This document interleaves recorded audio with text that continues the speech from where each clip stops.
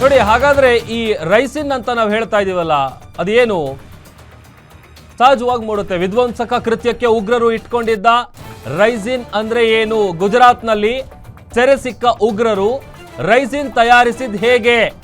ಸ್ಫೋಟಕ್ಕೆ ಈ ರೈಸಿನ್ ಅನ್ನೇ ಬಳಸೋಕೆ ಯಾಕೆ ರೆಡಿ ಆಗಿದ್ರು? ಅಸಲಿಗೆ ರೈಸಿನ್ ಅಂದ್ರೆ ರಾಸಾಯನಿಕ ಮಿಶ್ರಿತ ವಿಷಕಾರಿ ವಸ್ತು. ಹರಳೆಣ್ಣೆ ಬೀಜವನ್ನ ಸಂಸ್ಕರಿಸಿದ ಬಳಿಕ ರೈಸಿನ್ ಅನ್ನ ತಯಾರಿಕೆ ಮಾಡಲಾಗುತ್ತೆ. ಸಂಸ್ಕರಣೆ ಮಾಡಿದ ಬಳಿಕ ಉಳಿಯುವ ತ್ಯಾಜ್ಯದಿಂದ ಈ ರೈಸಿನ್ ಅನ್ನ ಪ್ರಿಪೇರ್ ಮಾಡ್ತಾರೆ. ದೊಡ್ಡ ಭಯೋತ್ಪಾದಕ ಕೃತ್ಯ ಎಸಗೋಕೆ ರೈಸಿನ್ ಅನ್ನ ಈ ಉಗ್ರರು ರೆಡಿ ಮಾಡಿದ್ರು. ಹರಳೆಣ್ಣೆ ಜೊತೆಗೆ ಇತರೆ ಕಚ್ಚಾ ವಸ್ತುಗಳನ್ನ ಸೇರಿಸಿ ಆ ರೈಸಿನ್ ಅನ್ನ ರೆಡಿ ಮಾಡಿದ್ರು. ಚೀನಾದಲ್ಲೇ ಸಂಶೋಧನೆ ನಡೆಸಿ ಅತ್ಯಂತ ವಿಷಕಾರಿ ವಸ್ತುವನ್ನ ತಯಾರಿಸಿದ್ರು. ಹೀಗೆ ಉಗ್ರ ಸೈಯದ್ ತಯಾರಿಸಿದ ಹರಳೆಣ್ಣೆ ಬಾಂಬ್ ಹೆಸರೇ ರೈಸಿನ್. ಅಸಲಿಗೆ ಚೀನಾದಲ್ಲೇ MBBS ಪದವಿಯನ್ನ ಪಡೆದಿದ್ದ ಉಗ್ರ ಸೈಯದ್. ನೋಡಿ, ಡಾಕ್ಟರ್ಗಳೆಲ್ಲರೂ ಕೂಡ ಇದರಲ್ಲಿ ಹೇಗೆ ಸಂಶೋಧನೆ ನಡೆಸಿದ್ದಾರೆ, ಹೇಗೆ ತಿಳ್ಕೊಂಡಿದ್ದಾರೆ ಅನ್ನುವಂಥದ್ದು, ಇದೇ ವಿಚಾರಕ್ಕೆ ಸಂಬಂಧಪಟ್ಟಂತೆ ಆಗಲೇ ನಾವು ಮಾತನಾಡ್ತಾ ಇದ್ವಿ ದಿಲೀಪ್. ಈಗ ಒಂದೊಂದೇ ಸತ್ಯಗಳು ಹೊರಗಡೆ ಬರ್ತಾ ಇದೆ. ಈ ರೈಸಿನ್ ಅಂದ್ರೆ ಏನು ಅನ್ನುವಂಥದ್ದು ಕೂಡ ನಾವು ಗಮನಿಸ್ತಾ ಇದ್ವಿ. ಹಾಗೆ ಈ ತನಿಖೆ ಹೋಗ್ತಾ ಇರೋ ದಿಕ್ಕು ನೋಡ್ತಾ ಇದ್ರೆ ಬಹುಶಃ ಇವರ ಟೀಮ್ ಇನ್ನೂ ಕೂಡ ಬಹಳ ದೊಡ್ಡದಿದೆ ಅಂತ ಕಾಣಿಸುತ್ತೆ ದಿಲೀಪ್. ಖಂಡಿತ ಪ್ರಭು. ಏನಂದರೆ ಗುಜರಾತ್ ATS ಒಂದು ತನಿಖೆಯನ್ನು ನಡೆಸಿ ಒಬ್ಬ ಸೈಯದನ್ನು, ಒಬ್ಬ ವ್ಯಕ್ತಿಯನ್ನು ಬಂಧಿಸಿದ್ರು. ಈತನನ್ನು ಒಬ್ಬ ಶಂಕಿತ ಭಯೋತ್ಪಾದಕ ಅಂತ ಗುಜರಾತ್ ATS ಗುರುತಿಸಿತ್ತು. ಕಳೆದ 2 ದಿನಗಳ ಹಿಂದೆ ಈತನ ಬಂಧನ ಮಾಡಲಾಗಿತ್ತು. ಈ ಬಂಧನದ ಸಂದರ್ಭದಲ್ಲಿ ಈತ ವೈದ್ಯನಾಗಿದ್ದು ಮೂಲತಃ ಚೀನಾದಿಂದ ವೈದ್ಯಕೀಯ ಒಂದು ವ್ಯಾಸಂಗ ಮಾಡಿದ್ದ. ಆದರೆ ಈತನ ಮನೆಯಲ್ಲಿ 4 ಲೀಟರ್ ಹರಳೆಣ್ಣೆ ಸಿಕ್ಕಿತ್ತು.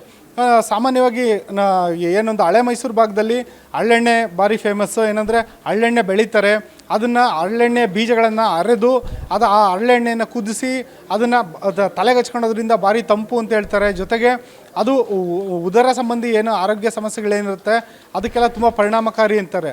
ಈ ಹರಳೆಣ್ಣೆಯನ್ನು ತೆಗೆಯೋದಕ್ಕೆ ಹರಳೆಣ್ಣೆ ಬೀಜ ಏನು ಬಳಸ್ತಾರೆ, ಅದರಲ್ಲಿ ಎಣ್ಣೆಯನ್ನು ತೆಗೆದಾದ್ಮೇಲೆ ಆ ಒಂದು ತ್ಯಾಜ್ಯ ಏನು ಬರುತ್ತೆ ಅದನ್ನು ಬಿಸಾಡ್ತಾರೆ. ಇದು ಒಂದು ನಮ್ಮ ಕಡೆ ಅಂದರೆ ಕರ್ನಾಟಕ ಭಾಗದಲ್ಲಿ ಬಳಸೋವಂಥ ಒಂದು ಪಾಸಿಟಿವ್ ಆಗಿ ಬಳಸೋವಂಥ ಬಳಕೆ ಹರಳೆಣ್ಣೆದು. ಆದರೆ ಇದನ್ನೇ ಆತ ಅತ್ಯಂತ ನೆಗೆಟಿವ್ ಆಗಿ ಅಂದರೆ ಋಣಾತ್ಮಕವಾಗಿ ಒಂದು ಅದರಿಂದನೇ ವಿಷ ತಯಾರಿಸೋವಂಥ ಕೆಲಸವನ್ನು ಮಾಡ್ತಿದ್ದ ಅಂತ ಹೇಳ್ಬಿಟ್ಟು ತಿಳಿದು ಗುಜರಾತ್ ಪೊಲೀಸರು ನಿಜಕ್ಕೂ ಶಾಕ್ ಆಗ್ತಾರೆ. ಏನಂದರೆ ಈ ಒಂದು ಹರಳೆಣ್ಣೆಯನ್ನು ತಯಾರು ಮಾಡಿದ ಬಳಿಕ ಏನೊಂದು ಉಳಿಯುತ್ತೆ ತ್ಯಾಜ್ಯ, ಆ ಒಂದು ಹರಳೆಣ್ಣೆ ಬೀಜದಿಂದ ಉಳಿಯೋ ತ್ಯಾಜ್ಯ, ಅದರಿಂದ ಒಂದು ವಿಷವನ್ನು ತೆಗೆದು ಆ ವಿಷಕ್ಕೆ ರೈಸಿನ್ ಅಂತ ಕರೀತಾರೆ. ಆ ವಿಷವನ್ನು ಉತ್ಪಾದನೆ ಮಾಡೋಂಥ ಕೆಲಸನ ಈತ ಮಾಡ್ತಿದ್ದ. ಈತ ಪ್ರಯೋಗದಲ್ಲಿ ಯಶಸ್ವಿ ಕೂಡ ಆಗಿದ್ದ. ಆ ವಿಷದ ಉತ್ಪಾದನೆಯಲ್ಲಿ ತೊಡಗಿದ್ದ ಅನ್ನೋ ಮಾಹಿತಿ ಸಿಗುತ್ತೆ. ಅಂದರೆ ಈ ಮೂಲಕ ಏನೊಂದು ಭಯೋತ್ಪಾದಕ ಕೃತ್ಯ ಏನಿದೆ ಅದು ಕೇವಲ ಈ ರೀತಿ ಬಾಂಬ್ಗಳನ್ನ ಸಿಡಿಸೋದ್ರ ಮೂಲಕ ಅಲ್ಲ, ಈ ರೀತಿಯಾದಂಥ ವಿಷಗಳನ್ನು ತಯಾರೋದ್ರ ಮೂಲಕ, ಅಂದರೆ ಕೆಮಿಕಲ್ ಬಾಂಬ್ ಅಂತ ನಾವೇನು ಕರಿತೀವಿ ಆ ಮೂಲಕ, ಮತ್ತು ಇದನ್ನು ಮನುಷ್ಯರಿಗೆ ಉಣಬಡಿಸೋ ಮೂಲಕ, ಅಂದರೆ ದೊಡ್ಡ ಮಟ್ಟದಲ್ಲಿ ಯಾವುದಾದ್ರೂ ಹೋಟೆಲ್ಗಳಿರ್ಬೋದು, ದೊಡ್ಡ ಮಟ್ಟದ ಒಂದು ಸಮಾರಂಭಗಳಿರ್ಬೋದು, ಅಲ್ಲಿ ರೈಸಿನ ವಿಷವನ್ನು ಉಣಬಡಿಸೋ ಮೂಲಕ 100 ಜನರನ್ನು ಬಲಿ ಪಡೆಯೋವಂಥ ಏನಾದರೂ ತಂತ್ರಗಾರಿಕೆ ಇತ್ತಾ ಇವ್ರಿಗೆ ಅನ್ನೋ ಪ್ರಶ್ನೆ ಕೂಡ ಇದೆ. ಏನೊಂದು ಯಾವುದೇ ವಸ್ತುನ ಧನಾತ್ಮಕವಾಗಿ ಕೂಡ ಬಳಸ್ಬೋದು, ಋಣಾತ್ಮಕವಾಗಿ ಬಳಸ್ಬೋದು. ಅದೇ ರೀತಿ ಈತ ಒಂದು ಹರಳೆಣ್ಣೆ ಅಂತ ಅತ್ಯುತ್ತಮವಾದಂತಹ ಒಂದು ಆಯುರ್ವೇದದಲ್ಲೂ ಕೂಡ ಹೆಸರುವಾಸಿಯಾಗಿರುವಂತಹ ಒಂದು ಔಷಧೀಯ ಗುಣಗಳುಳ್ಳಂಥ ಗಿಡವನ್ನು ಕೂಡ ಆತ ಋಣಾತ್ಮಕವಾಗಿ ಬಳಸ್ಕೊಳ್ಳೋದಕ್ಕೆ ಒಂದು ತಂತ್ರಗಾರಿಕೆ ರೂಪಿಸಿದ್ದ ಅನ್ನೋದು ಗುಜರಾತ್ ಪೊಲೀಸರಿಂದ ತಿಳಿದು ಬರ್ತಾ ಇದೆ. ಜೊತೆಗೆ ಈತನಿಗೂ ಮತ್ತು ಏನೊಂದು ಶಾಯಿನ್ ಇದ್ದಾರೆ ಮತ್ತು 3 ಜನ ವೈದ್ಯರಿದ್ದಾರೆ, ಅವ್ರಿಗೂ ಏನಾದರೂ ನಂಟಿರ್ಬೋದಾ ಅಂತ ಹೇಳ್ಬಿಟ್ಟು ಒಂದು ತನಿಖೆ ನಡೀತಾ ಇದೆ. ಯಾಕೆಂದರೆ ಈಗ ಏನು ಬಂಧಿತನಾಗಿದ್ದಾನೆ ಗುಜರಾತಲ್ಲಿ ಸೈಯದ್, ಆತನೂ ಕೂಡ ಒಬ್ಬ ವೃತ್ತಿಯಲ್ಲಿ ಡಾಕ್ಟರು.